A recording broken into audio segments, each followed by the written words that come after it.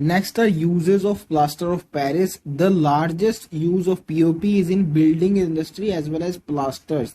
तो प्लास्टर्स की तरह तो होगा ही क्योंकि इसके नाम में आता है। बिल्डिंग इंडस्ट्री में भी इसका कुछ कुछ इस्तेमाल होता है, but it is not as efficiently utilised as cement in building industry. Buildings बनाने में इसका इस्तेमाल नहीं किया जाता, स्टैच्यूज या फिर बस्ट बनाने में हो जाता है, बिकॉज इसकी स्ट्रेंथ कम होती है एज कम्पेयर टू सीमेंट।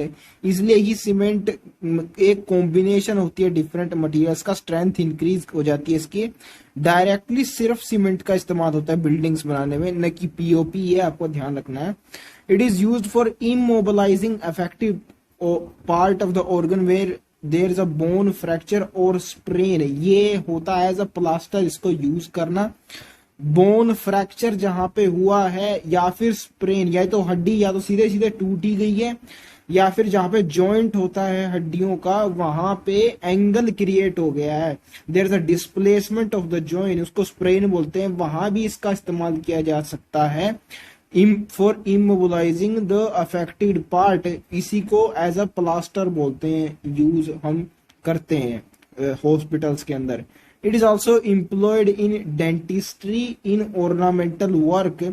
तो कैल्शियम मेनली बॉडी में दो ही जगह पाया जाता है, बोन्स और टीथ्स में, आपको पता ही होगा। तो बोन्स के ट्रीटमेंट में अगर हम पीओपी का इस्तेमाल कर रहे हैं तो टीथ्स के केस में भी वही होगा।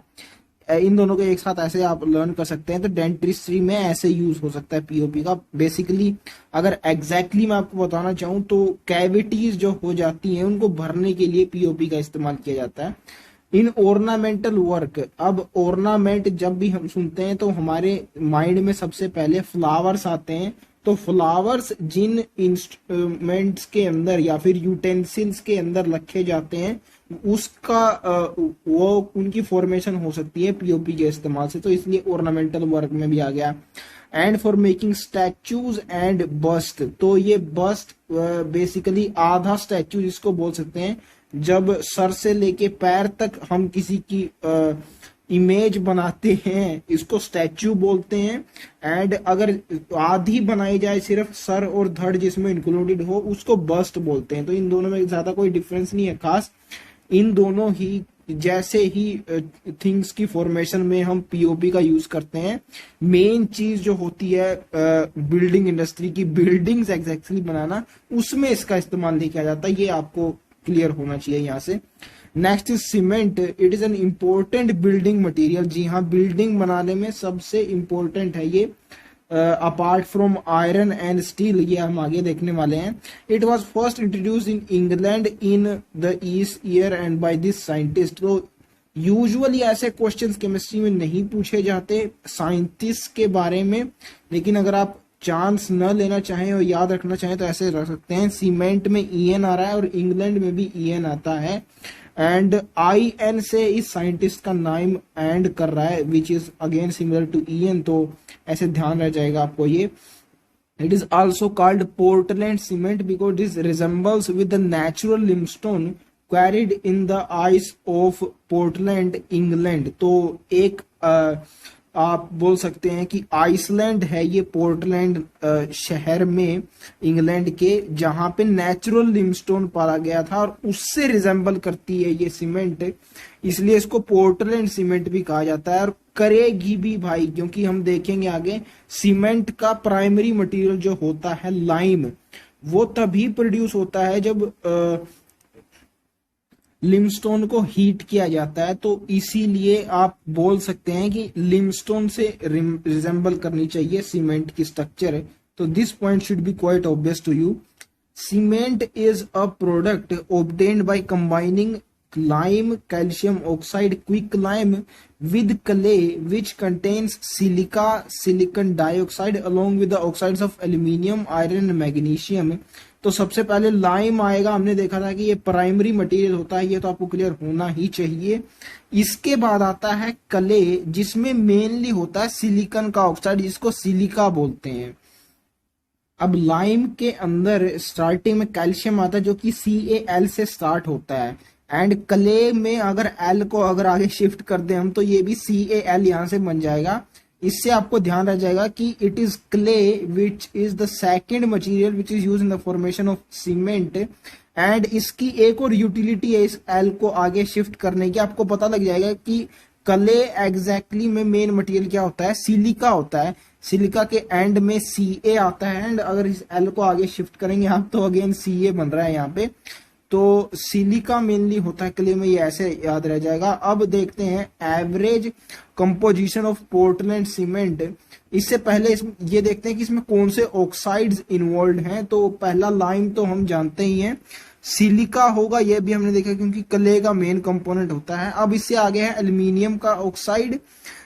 सिलिकन हम जानते हैं 14 एटॉमिक नंबर होता है, इससे पहले आता है 13 एल्यूमिनियम का, तो इसलिए एल्यूमिनियम होगा। उससे पहले आता है मैग्नीशियम 12, तो यहाँ पे ये मैग्नीशियम का है, तो एक सीक्वेंस बन रहा है यहाँ पे। अब सिलिका के आगे यानी सिलिकन के आगे 15 होता है फॉस्फोरस, उसका यहाँ पे कोई भी ऑक्साइड नहीं आएगा क्योंकि उसका हमने पीछे फॉर्मूला देखा था, एक P4O10 होता है उसका, P2O5 भी उसको बोलते हैं। ऐसा यहाँ पे कोई भी फॉर्मूला नहीं आप देख सकते हैं ऑक्साइड्स में, ना तो P2O5 जैसा ना P4O10 जैसा, तो वो यहाँ पे नहीं होगा, ये आपको इससे ध्यान रहना चाहिए। एंड अगर वो नहीं है तो उसको रिप्लेस करने के लिए उसके जैसा ही कोई एक ऑक्साइड होना चाहिए, तो वो होता है आयरन का। फॉस्फोरस स्टार्ट होता है PH से विच साउंड्स लाइक F, तो आयरन भी Fe से स्टार्ट होता है, F से। तो एंड इसका जो ऑक्साइड है ये Fe2O3 है, Fe3O4 नहीं है, ये आपको याद रखना है क्योंकि हमने फॉस्फोरस का डिस्कार्ड ही इस बेसिस पे किया था, क्योंकि यहाँ पे रिजेम्बलेंस में ऑक्साइड नहीं मिल रहा था। एल्यूमिनियम के साथ ये मैच कर रहा है Al2O3, इसलिए ये Fe2O3 होगा। इसके बाद है सल्फर का ऑक्साइड, जो कि आसान है याद रखना क्योंकि फॉस्फोरस के बाद सल्फर ही आता है। लेकिन एक बात का आपको ध्यान रखना है, it is not sulphur dioxide, it is sulphur trioxide. And इसको याद रखना इसलिए आसान है क्योंकि सल्फर की मोस्ट कॉमन ऑक्सीडेशन स्टेट +6 होती है, जो कि SO3 में है, न कि SO2 में जो कि +4 होती है। इवन जो मोस्ट इंपोर्टेंट कंपाउंड है सल्फर का H2SO4, उसमें भी +6 ही होती है। इसकी +6 मोस्ट कॉमन क्यों होती है हम P ब्लॉक चैप्टर में देखेंगे, अभी के लिए सिर्फ इतना आपको यहां से याद रखना है, +6 होती है इसलिए SO3 होगा SO2 की जगह। तो ऐसे हमने इन सारे कंपोजिशन को याद रखा पोर्टलैंड सीमेंट की। अब इनकी परसेंटेज देखते हैं। सबसे ज्यादा प्राइमरी मटेरियल होता है लाइम सीमेंट में, तो सबसे ज्यादा कंपोजिशन इसकी होगी, आधे से ज्यादा होगी यानी 50 to 60% तक। इसके बाद अब आप हाफ करते जाइए परसेंटेजेस, यही खेल रह गया है इसमें। सिलिका यानी क्ले आता है इसके बाद, तो 50 का आधा 25% हो गया। 20 का आधा कर दीजिए 10% हो गया आगे, यानी जो लोअर लिमिट है उसका आधा करते जाना है। 50 to 60 में लोअर लिमिट 50 थी ना, इसका आधा किया। 20 लोअर लिमिट, अब इसका आधा करेंगे। एल्यूमिना हो जाएगा 10%। 5 है इसकी लोअर लिमिट, इसका आधा करेंगे तो 2.5%, तो 2 to 3 के बीच में 2.5 ही होता है, Fe2O3 बन जाएगा। एंड फिर इसका आधा आपको करना है आगे 1 to 2 के बीच में, बिकॉज 2 का आधा 1 होता है, तो 1-2% के बाद जो बचे हैं लास्ट में, इनकी सबसे मिनिमम परसेंटेज होती है। ऐसे परसेंटेजेस आपको याद रखनी है। For a good quality cement the ratio of the silica to alumina should be between 2.5 and 4। तो पहले ये रेशियो देखते हैं सिलिका से एल्यूमिना का। सिलिका का यहाँ पे है 25% और एल्यूमिना का है 10%।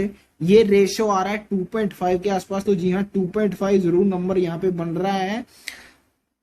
अपर लिमिट्स के लिए देखा अभी हमने, अगर लोअर लिमिट्स के लिए भी देखें तो 5 से 20 to 5 का रेशियो नहीं तो 4 आ जाएगा। तो परसेंटेज देखनी हमने लर्न कर लिया इनको इजीली, तो रेशियो क्या होगा ये प्रिडिक्ट कर पाना आसान है। परसेंटेजेस अगर में याद है तो ratio of lime to the total oxides of silica aluminium and iron should be as close as possible to 2, यानी क्लाइम ये जो लाइम है इसका और बाकी जितने भी ऑक्साइड्स हैं सभी का रेशियो 2 के नजदीक होना चाहिए। तो देख लेते हैं 60% के अराउंड जा रहा है। लाइम की परसेंटेज एंड बाकी इनकी बची सबकी 40%, तो 60:40 ये 1.5 के आसपास जा रहा है, which is again close to 2। So ये भी क्लियर हो रहा है अगर हमें परसेंटेजेस याद है तो। The raw materials required for the manufacture of cement are limestone and clay. तो हमने देखा था कि लाइम होता है रिक्वायर्ड सीमेंट के लिए, बेसिकली लिमस्टोन को जब हीट करते हैं तभी तो मिलेगा। सो ऐसा बोल सकते हैं कि लिमस्टोन भी रॉ मटेरियल होता है। When clay and lime are strongly heated together, they fuse and react to form cement clinker। तो क्रिस्टल्स बन जाते हैं, सर्कुलर सी स्ट्रक्चर्स, इनको क्लिंकर बोलते हैं जब मिक्स करते हैं हम क्ले और लाइम को। इससे आगे हमें और मॉडिफाई करना होता है सीमेंट को to get into its actual form. इसको ऐसे याद रखिए, जब क्ले और लाइम को जोड़ा जाता है इन दोनों वर्ड्स को, तो Cl क्ले से उठाया जाता है और Li लाइम से, एंड इन दोनों को जोड़े तो Cli बन जाएगा। तो क्लिंकर की फॉर्मेशन होती है एक्चुअल सीमेंट से पहले, आप ऐसे याद कर सकते हैं इन दोनों वर्ड्स को जोड़ के। इस क्लिंकर में मिलाया जाता है 2 से 3% by weight of gypsum to form cement. अब इसकी परसेंटेज भी आपको याद रखनी है और यह भी याद रखना है कि पीओपी नहीं मिलाया जा रहा है, जिप्सम मिलाया जा रहा है। ये दोनों चीजें एक साथ याद रखी जा सकती हैं। 2% आप मान सकते हैं ऑलमोस्ट इसकी परसेंटेज है, जो कि इसके वाटर ऑफ क्रिस्टलाइजेशन से याद रखेंगे, जो कि जिप्सम का होता है 2, पीओपी का हाफ होता है। तो इससे डिफरेंशिएट आप कर सकते हैं, 2 वाटर ऑफ क्रिस्टलाइजेशन जिप्सम में है तो इसलिए जिप्सम यूज होगा और इसकी परसेंटेज भी 2 के आसपास होगी। Thus, important ingredients present in Portland cements are dicalcium silicate, percentage उसकी गिवन है, tricalcium silicate and tricalcium aluminate. तो इन सब की परसेंटेज आपको याद नहीं करनी है, सिर्फ इतना पता होना चाहिए कि ज्यादा किसकी है और कम किसकी है। सबसे ज्यादा है ट्राइकैल्शियम सिलिकेट की 51%। तो ये हम जानते हैं कि सीमेंट के अंदर सबसे ज्यादा परसेंटेज लाइम की होती है, विच इज CaO। तो यहाँ पे Ca3 है एंड सिलिकेट है, सिलिकेट बेसिकली दोनों में ही है, लेकिन सेकंड मोस्ट अबंडेंट चीज क्ले होती है विच इज सिलिका। तो एल्यूमिनियम के ओवर सिलिका को प्रेफर किया जाएगा। सबसे पहले तो कैल्शियम देखा जाएगा, कैल्शियम और सिलिका दोनों जिसमें सबसे ज्यादा है, तो Ca3 और सिलिकेट। पीछे है डाई कैल्शियम सिलिकेट, तो ट्राई को प्रेफर किया जाएगा डाई के ऊपर, तो 51% है ट्राई कैल्शियम। फिर डाई कैल्शियम सिलिकेट है 26% एंड फिर ट्राई कैल्शियम एल्यूमिनेट है। ऑफकोर्स सिलिकेट्स प्रेफर किया जाएगा ओवर एल्यूमिनेट, क्योंकि उस सिलिका की परसेंटेज ज्यादा होती है सीमेंट में। तो ये लास्ट में बचा एल्यूमिनेट, इसकी 11% है। ये परसेंटेज याद मत रखिए, आपको प्रोपोर्शन पता होना चाहिए इन तीनों में से किसका ज्यादा है।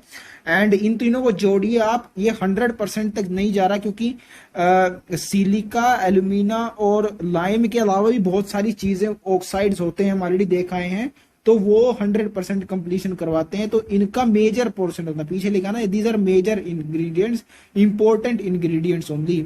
Setting of the cement when mixed with water, setting of the cement take place to give a hard mass. This is due to the hydration of the molecules, the constituents and their rearrangement. तो जैसे POP में भी water डाला जाता है ये hard mass बनाने के लिए, तो सीमेंट के केस में भी वही होता है। एंड ये हाइड्रेशन की वजह से होता है, ये हम ऑलरेडी जानते हैं। ट्रांसपोर्ट इन प्लांट चैप्टर में ये कंसेप्ट आता है ना इम्बाइबिशन का, जब सॉलिड्स वाटर को एब्जॉर्ब करते हैं तो उसको इम्बाइबिशन बोलते हैं। वही हो रहा है यहाँ पे, इंक्रीज इन वॉल्यूम होती है एंड हार्ड मास बन जाता है। रीअरेंजमेंट भी होगी भाई, अगर जो इनमें कंस्टिट्यूएंट प्रेजेंट है अगर वाटर को एब्जॉर्ब करें तो उनका वॉल्यूम यानी साइज इंक्रीज होगा। तो जिस स्पेस को पहले ऑक्यूपाई कर रहे थे उससे ज्यादा को पिकअप करेंगे, तो रीअरेंज होना जरूरी है उनका to have equilibrium in the later phase, जब उनका हाइड्रेशन हो चुका होता है।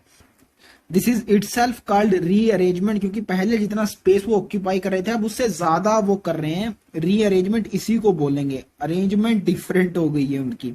The purpose of adding gypsum is only to slow down the process of setting of the cement so that it's get sufficiently hardened. तो अगर जितना ज्यादा टाइम मिलेगा सीमेंट को वाटर के साथ मिक्स होने में, उतना ही एक्सटेंट उसकी मिक्सिंग का ज्यादा होगा, उतना ही ज्यादा घुल मिल पाएंगे सीमेंट और वाटर एक दूसरे में, एंड उतना ही उनका स्ट्रोंग वो मिक्सचर फिर बन पाएगा। To get it sufficiently hardened, तो इसलिए जिप्सम डाला जाता है एंड स्लो डाउन करता है ये सेटिंग प्रोसेस को। वैसे याद रखिए, सीमेंट अगर अकेला होगा तो उसमें जल्दी हो जाएगी सेटिंग, मिक्स जल्दी हो जाएगा, वाटर सेटिंग जल्दी हो जाएगी बेसिकली।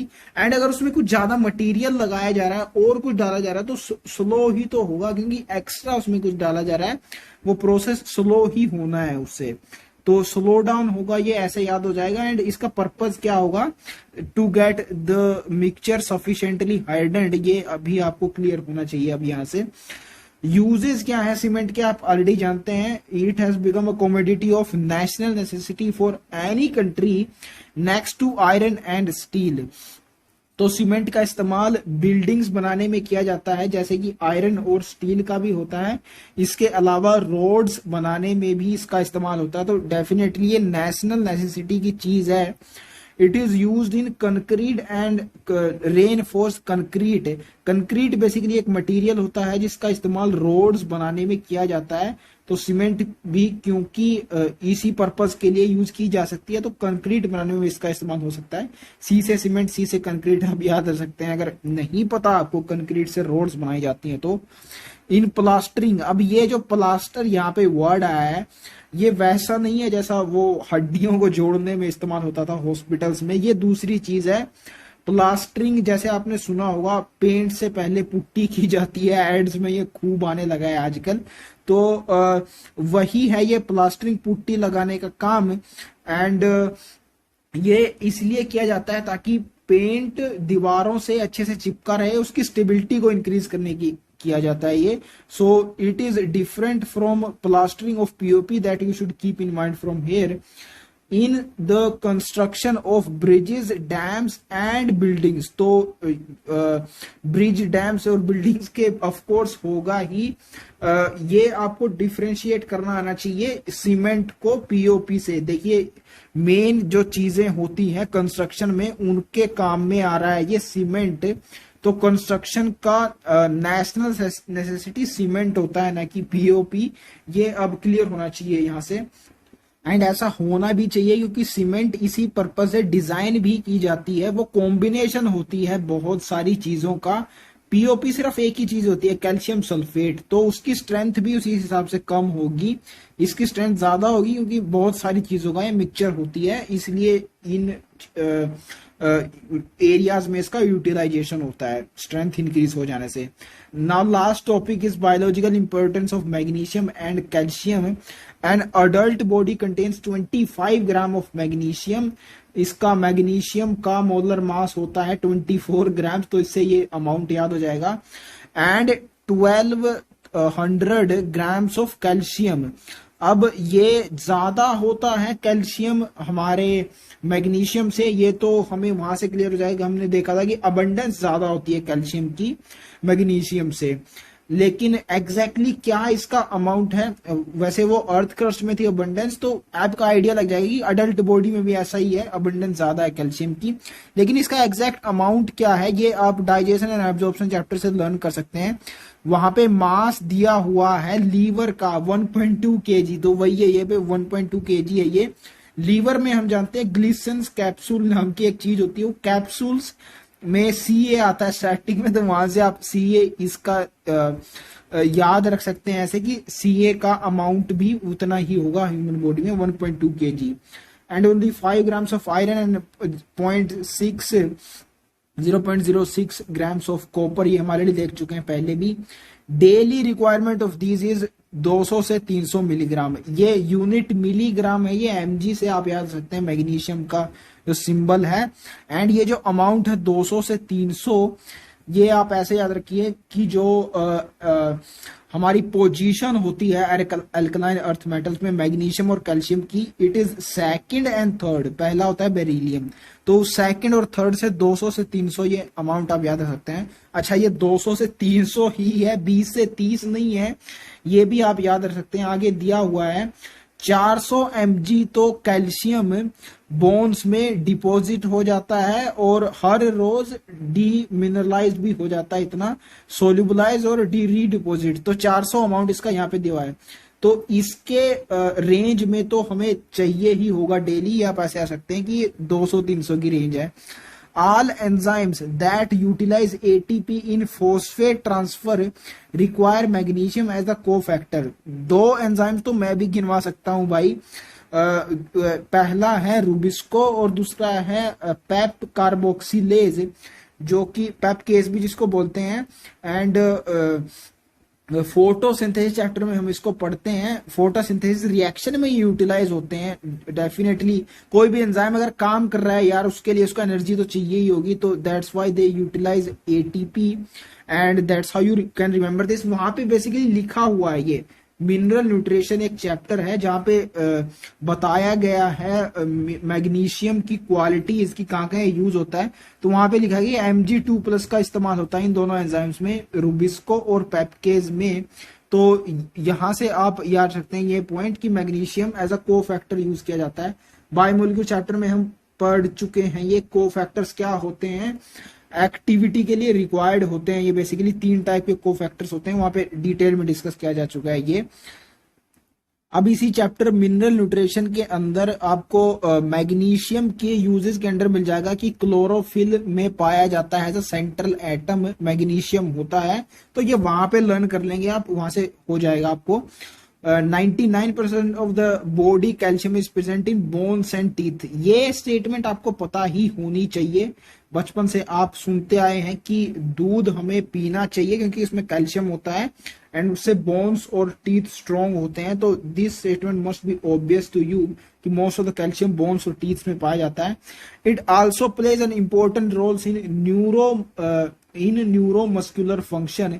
तो ये चीज आपको पता होगी अगर आपने लोकोमोशन एंड मूवमेंट चैप्टर पढ़ा है। मस्कुलर न्यूरोमस्कुलर फंक्शन इसका होता है। कैल्शियम क्या करता है, ट्रोपोनिन के साथ इसका फंक्शन होता है वहां पे। इसके डिटेल्स हम उसी चैप्टर में देखेंगे। इंटर न्यूरल ट्रांसमिशन, ये आपको कहीं भी नहीं मिलेगा बायोलॉजी में। जो इंटर न्यूरल ट्रांसमिशन करता है उसको न्यूरो ट्रांसमीटर बोलते हैं।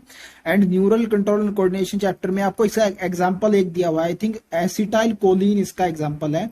तो कोलिन में कोल आता है और कोल से कैल आप याद रखते हैं, दैट न्यूरो ट्रांसमीटर की तरह कैल्शियम भी एक्ट कर सकता है। तो ये एक इंपॉर्टेंट चीज होगी यहाँ पे।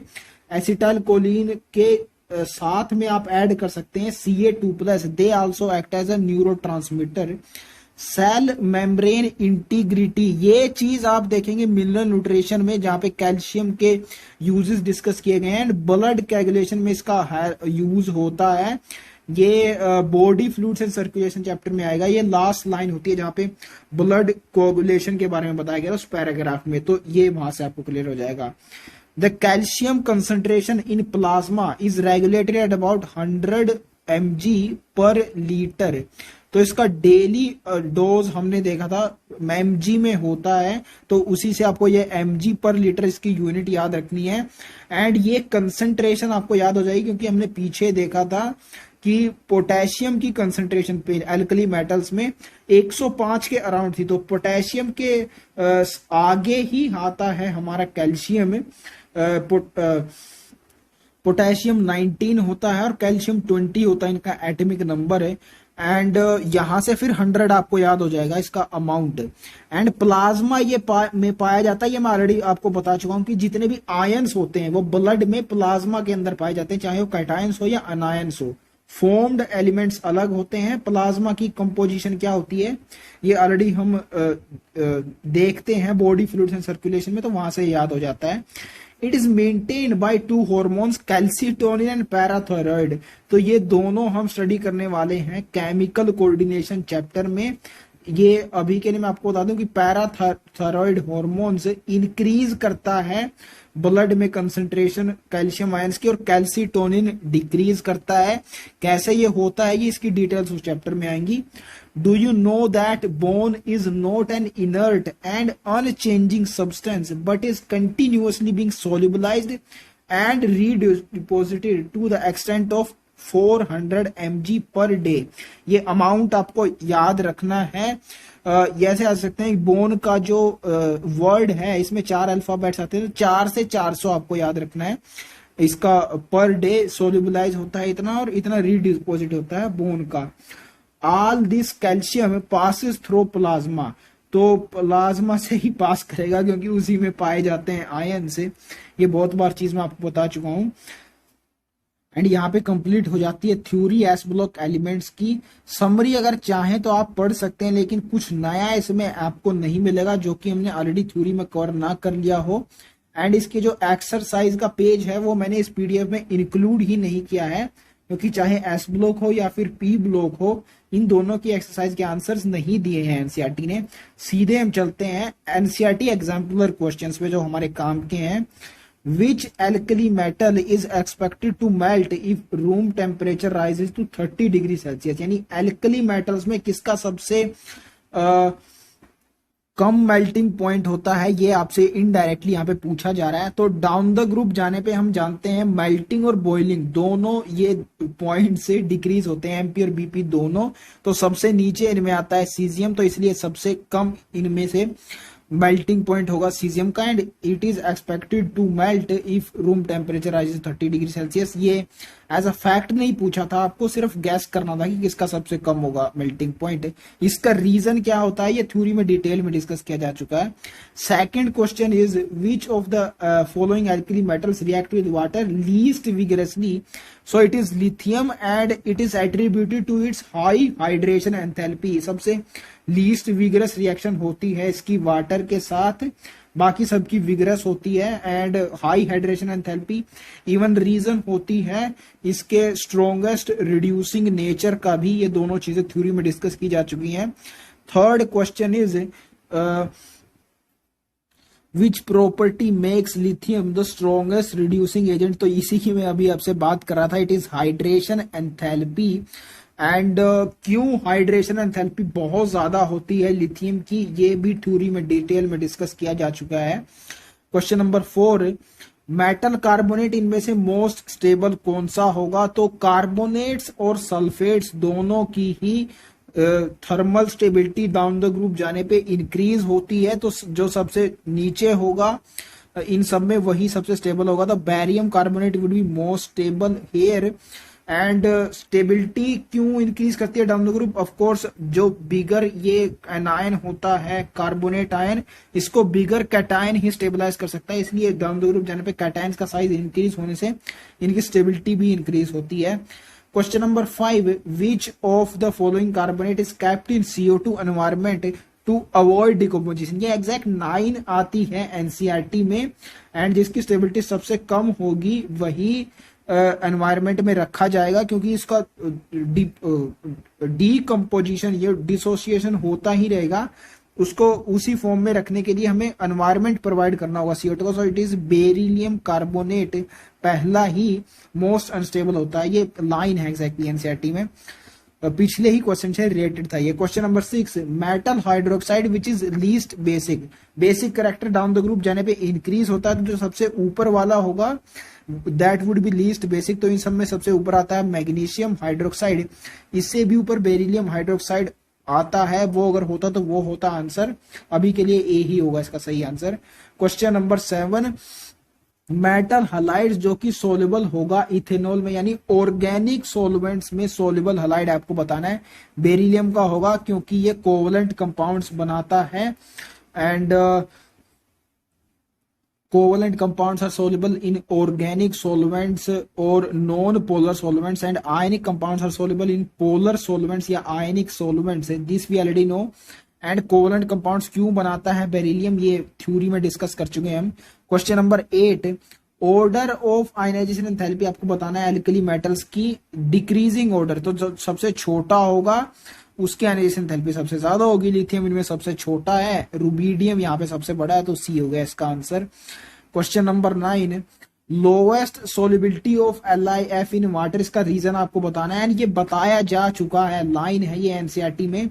CSI और LiF ये दोनों एक्सट्रीम्स थे हलाइड्स के साइज में, इन दोनों की ही लो सोलिबिलिटी होती है, इन दोनों का अलग अलग रीजन होता है। LiF का स्ट्रॉन्ग लैटिस होता है और CSI के आयंस की हाइड्रेशन एंथैल्पी कम होती है, तो high lattice enthalpy would be the reason for its low solubility in water.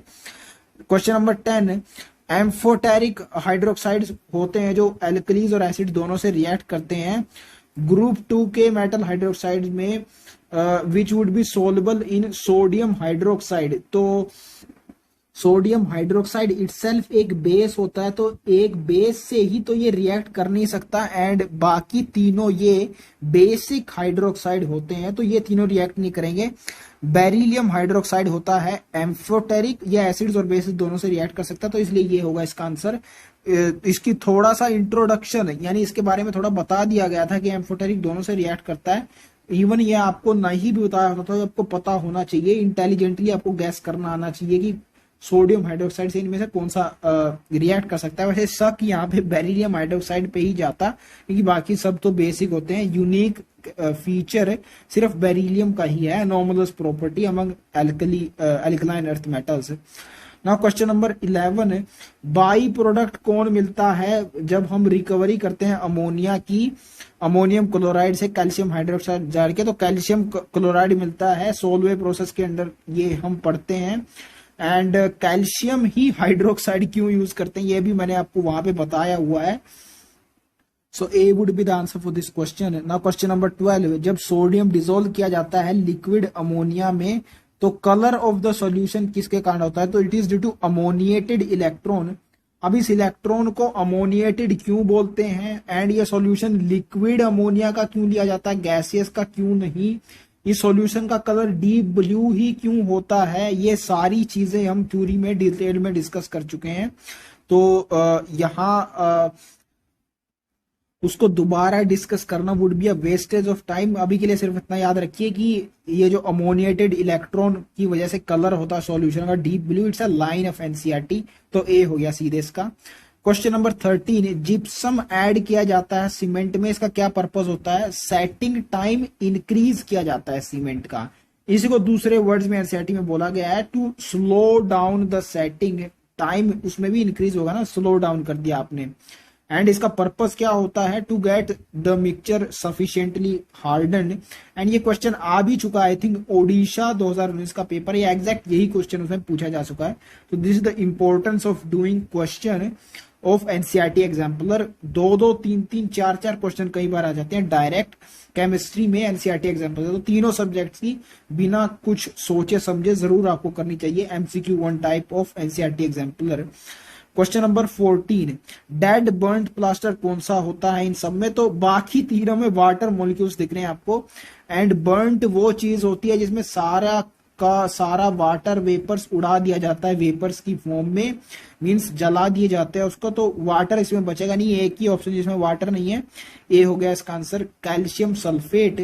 And यहाँ तो उसने काफी इजी ऑप्शन दिए हुए हैं, सब में कैल्शियम सल्फेट आया हुआ है। हमने ये भी तक लर्न किया हुआ है कि अगर उसने दूसरा कोई ऑप्शन दे दिया होता इस कंपाउंड की जगह तो उसको कैसे एलिमिनेट करना है। Plaster basically POP plaster associated है कैल्शियम सल्फेट से, ये हमने वहां पे लर्न किया था। ना question number 15, suspension of slaked lime in water, इसको मिल्क ऑफ लाइम बोला जाता है। लाइम वाटर होता है aqueous solution of calcium hydroxide, तो इन दोनों कैसे डिफरेंशिएट करना ये हमने थ्योरी में देख लिया था, सी हो गया इसका आंसर। क्वेश्चन नंबर 16, इनमें से कौन सा हाइड्राइड फॉर्म नहीं कर सकता by direct heating with dihydrogen, it is beryllium. ये आप सीधे सीधे गैस भी कर सकते हैं। हाइड्राइड फॉर्मेशन के लिए इलेक्ट्रॉन देना होगा इन सभी मेटल्स को, एंड इलेक्ट्रॉन देने की सबसे least tendency means highest ionisation enthalpy इन सब में बेरिलियम की भी है, तो सीधे सीधे गैस किया जा सकता है ये आंसर। वैसे एनसीईआरटी में थ्योरी की फॉर्म में मेंशन्ड भी है ये पॉइंट, बेरिलियम हाइड्राइड, इसको बेरिलियम क्लोराइड से लिथियम एल्यूमिनियम हाइड्राइड को ट्रीट करके बनाया जाता है, डायरेक्ट कॉम्बिनेशन नहीं होता। ऑक्साइड लेयर की फॉर्मेशन, ये एक रीजन होता है क्योंकि क्यों बेरिलियम सीधे सीधे रिएक्ट नहीं करता ऑक्सीजन, एयर से या फिर हाइड्रोजन से। क्वेश्चन नंबर 17, सोडा ऐश कौन सा है, इन सब में आपको बताना है। तो सोडा ऐश हमने लर्न किया था, ऐश राख होती है और वो तभी होती है जब सब्सटेंसेस को जला दिया जाता है, मींस वाटर को वेपर्स की फॉर्म में उड़ा दिया जाता है। तो अगेन बाकी तीनों में यहाँ पे वाटर है, एक ही है जिनमें वाटर प्रेजेंट नहीं है, एंड इनमें भी फॉर्मूला चेंज नहीं किया है, बाकी सब में ही सोडियम कार्बोनेट है। सोडा से हम अगर इनमें कार्बोनेट ना भी दिया होता और कोई कंपाउंड होता तो देख लेते। सोडा क्योंकि एसोसिएटेड है सोडियम के साथ, बिकॉज वॉशिंग सोडा होता है सोडियम कार्बोनेट, तो अगर दूसरा भी कोई कंपाउंड दिया होता तो उससे भी इसको डिफरेंशिएट किया जा सकता। अभी तो ये सिंपल ही हो गया क्वेश्चन, तो डी हो गया सिंपली इसका answer. Question number 18, a substance is giving brick red flame. तो यहीं से आपको क्लियर हो जाना चाहिए, आगे क्वेश्चन को स्टडी करने की जरूरत भी नहीं है कोई हिंट लेने की। ब्रिक रेड फ्लेम कैल्शियम देता है, इन सब में कैल्शियम सिर्फ एक ही ऑप्शन में आ रहा, तो बी होगा इसका आंसर। एंड ये हमने लर्न किया था, ब्रिक से आपको बोन याद आना चाहिए जो कि कैल्शियम से बनी होती है, तो इसलिए ब्रिक रेड फ्लेम कैल्शियम देता है, बी गया सिंपली इसका answer. Question number 19, which is true about calcium hydroxide which is used in the preparation of bleaching powder, this we already know। Formula क्या होता है ब्लीचिंग पाउडर का, CaCl2 CaOCl twice, ये अभी हमने लर्न किया था। एंड तो डेफिनेटली एक थ्योरी में आती है ये बात, तो सीधे सीधे यही आप मार्क करेंगे, दूसरे ऑप्शन पे जाएंगे ही नहीं। लेकिन हम देख भी लेते हैं, एलिमिनेट कर लेते हैं दूसरे ऑप्शन को। It is light blue solid, no ये व्हाइट होता है, ये भी एनसीईआरटी में लाइन आती है। लर्न कैसे करना है इसका, नेचर अमोर्फस, ये भी हमने देखा हुआ है। It does not possess disinfectant property, ये भी एग्जैक्टली आता है यूजेस के अंदर। एंड डिसइंफेक्टेंट को कैल्शियम हाइड्रोक्साइड को ही क्यों यूज करते हैं, ये भी हमने देखा हुआ है। It is use in the manufacture of cement, जी नहीं, सीमेंट के मैन्युफैक्चर में जो प्राइमरी मटेरियल यूज होता है, it is lime, quick lime, calcium oxide. Cement का एग्जैक्ट प्रोपोर्शन भी दिया हुआ है हमारे पास एनसीईआरटी की थ्योरी में, पोर्टलैंड सीमेंट का, तो वहां से भी क्लियर हो जाता है। तो इवन तो यहाँ पे फर्स्ट ऑप्शन स्ट्रेट फॉरवर्ड हमें करेक्ट दिखाई दे रहा है, लेकिन फिर भी आपको एलिमिनेट करके देख लेना चाहिए नीट में बाकी ऑप्शंस को भी, क्या पता इससे सही आंसर आपको मिल जाए। कई बार सही और गलत में आपको चूज नहीं करना होता, कौन सा कम सही है और कौन सा ज्यादा सही है, ये भी कई बार मैटर कर जाता है। तो सेफ्टी पर्पस के लिए दूसरे ऑप्शन को भी रीड कर लेना एडवाइजेबल होता है ना। Question number 20, a substance which is use in white washing and disinfectant nature, तो कैल्शियम हाइड्रोक्साइड होता है, सीधा आपको मार्क कर देना है। ये दोनों यूजेस क्यों हाइड्रोक्साइड के साथ ही एसोसिएटेड होते हैं, लाइम या फिर कार्बोनेट या फिर बायकार्बोनेट के साथ नहीं, ये डिटेल में डिस्कस किए जा चुके हैं थ्योरी में। तो इन दोनों को देखते ही आपको मार्क कर देना है, इसका कैल्शियम हाइड्रोक्साइड होगा, c would be the answer. Now the last question, question number 21, correct statement आपको बतानी है हलाइड्स के बारे में। हाइड्रेटेड हलाइड्स आपको दिए हुए हैं एल्कलाइन अर्थ मेटल्स के, सारी ही करेक्ट स्टेटमेंट है। They can act as dehydrating agents because इनको डेलिक्वेशेंट बोला जाता है, एनवायरमेंट से मॉइस्चर कैप्चर करने की टेंडेंसी इनमें होती है, तो डेफिनेटली मॉइस्चर रिमूव कर सकते हैं किसी भी जगह से। They can absorb moisture from air, तो दोनों ही स्टेटमेंट्स ये लिंक्ड है आपस में, जब ये मॉइस्चर को एब्सॉर्ब करते हैं तभी इनको डिहाइड्रेटिंग एजेंट बोला जाता है।